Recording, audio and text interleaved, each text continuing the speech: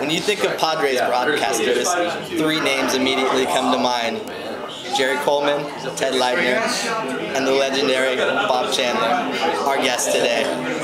Thank you. Thank you for being with us, Bob. My pleasure. You know, we've already had a long conversation, but maybe we could ask a couple questions for the Fro TV, second version of the Fro TV. Fire away. So why don't you tell us what you've been up to since you gave up Padres baseball? Well, I still follow the Padres. I watch a lot of the games on television. I keep track.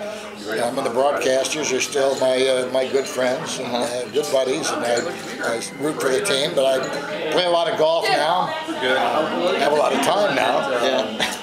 I have 4 daughters and 6 grandkids, and so that takes a lot of time. I do a lot of reading, exercising. I'm really enjoying life. Yeah.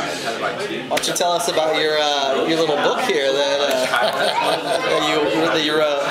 Well, I had never intended to write a book. And I was approached by it and turned it down. But then I got to thinking, you know, I mean, I've been around doing sports in San Diego, on radio and TV longer than anybody in the city. And so there are stories I know that a lot of people don't, that would just kind of die by the wayside when I moved on. Yeah. So I thought it's sort of a legacy. It'd be fun to just put them down. And I did. And I'm really happy with the way it worked out. I'll tell you what, you don't make a lot of money on books.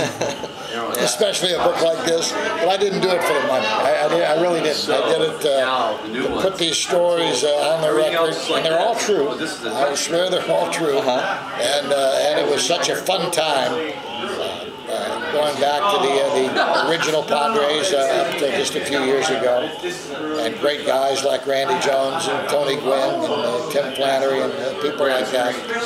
So I'm glad I did it. And the book is still available in bookstores, although the publishing company is no longer in existence. Yeah, that's by far one of my favorite books. I've seriously read that thing about 3 or 4 times now. Why don't you tell me your favorite all-time Padres moment or story?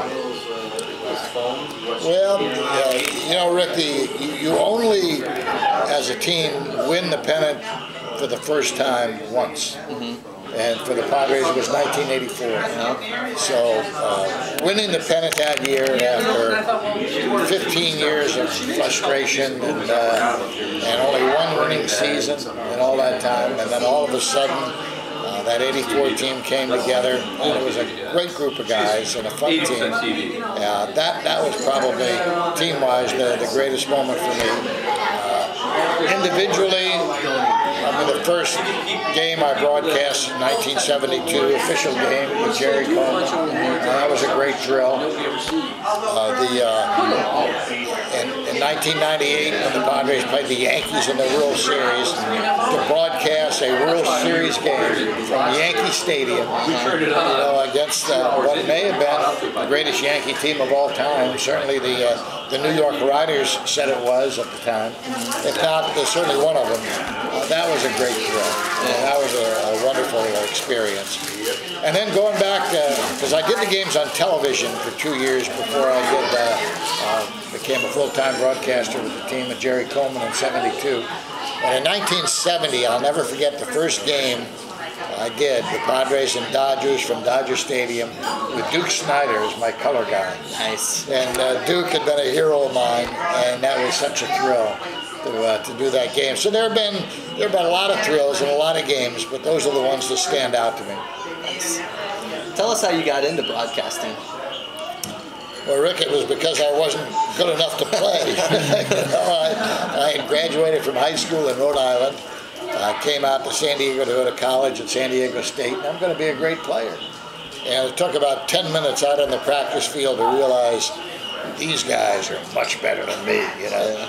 So that's when I decided to try to become a broadcaster, and eventually worked out. You know, I mean, I would take a tape recorder out to the San Diego State baseball games and practice doing play-by-play, and then take the tape into the baseball coach, a fellow named Charlie Schmidt. The field is named after him.